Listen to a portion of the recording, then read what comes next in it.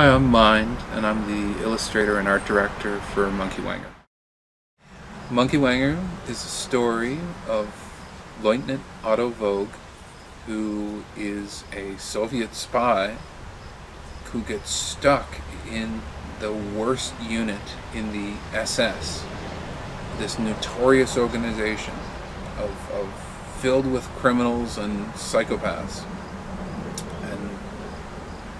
and has to survive some of the worst battles on the Eastern Front, a renowned campaign for its horror and terror, and for the sheer size of the casualties and armies involved. It's a crazy story, all the more crazy because it's for the most part true. Otto Vogue is a fictional character, but all the other characters around him are actual characters that lived through this insane time in recent history, and it's the most dramatic of stages. The story of Oscar Dirlewanger and the Dirlewanger Brigade is one of the most dramatic and terrible stories of World War II, which is filled with incredible, terrible stories. A unit of men led by a psychopath with a PhD and an incredible war record, and then filled with criminals and the sweepings of the German army on the Eastern Front. I've always had an interest in the SS, just because there's such a terrible, they have such a reputation. They're a scary organization. They dressed in black. They had the silver runes. They have a death's head, on some of their patches, so that's, you're not messing around when you're wearing a death's head on your uniform. And just that they had those racial qualifications, but the fact that they were big strapping men, they were chosen men, highly trained, fanatical for Nazism, it's a strange and fascinating organization, but that they would have criminals, same as any human group, and that they in all their criminals, they put in this one unit of originally poachers, but then eventually the sweepings of the SS jails, and then put them in charge of this man, Oscar Dirlewanger, with this crazy record of fighting through the First World War, the Spanish Civil War, and then numerous battles in the Second World War.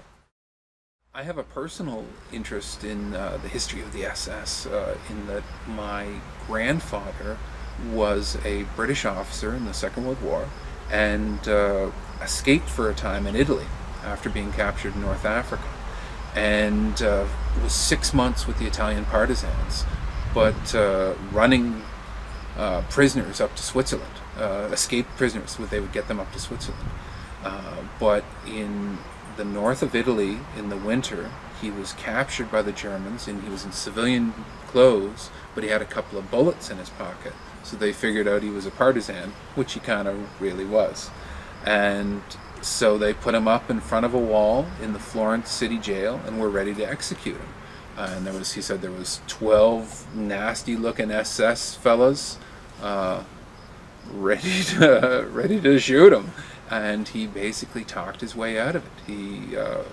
He told them that he was an escaped British officer, and apparently over several hours, through interpreters and other officers coming in, he eventually convinced them to not shoot him, and then he just went off to a prisoner of war camp where he tried to escape again. But that's my family's run-in with the SS, and it's a crazy story. Apparently all his hair fell out afterwards. He was I think he would have been 21, but his hair all turned white and fell out immediately after it from that experience. It eventually grew back, but for a 21-year-old, but imagine the terror of it, of talking your way out of a firing squad, a bunch of mean-looking SS buggers with rifles, ready to shoot you like they've done to a bunch of other people. I don't think that we in any way glamorize or are sympathetic to these characters. We're really not. Both Peeler and I are historians. We know what the SS were like. We know what this particular unit of men, who everybody acknowledges as absolute war criminals, how they were. But we're just telling, it's a story, it's an incredibly dramatic story from that time. And that's what historians do, is tell stories. And this is a story that hasn't been told, really. You know, there's very few people really know of this, but this crazy villainous character on par with he's a modern day Dracula. You know, he's this just maniacal character. And our book is a window, a witness to that crazy time in history. I tried to draw it with my own style.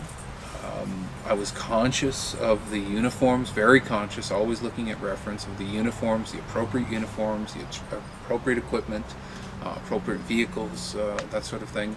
But then I also did draw this with my own style in mind, and I ran with that. So if you don't like my style, then whatever. Red Ink Animation did a great job painting it. I think in a lot of cases it looks like a beautiful oil painting. It's gorgeous, and you know, it's beautiful panels. Doing 2 more books. I've seen the outline for the next one, so our intention is to tell the whole story of the Dirlewanger Brigade up until the end of the war, with this apocalyptic ending of the fall of Germany and the massacre of the division, and then Oscar Dirlewanger's inevitable, terrible, and well-deserved fate.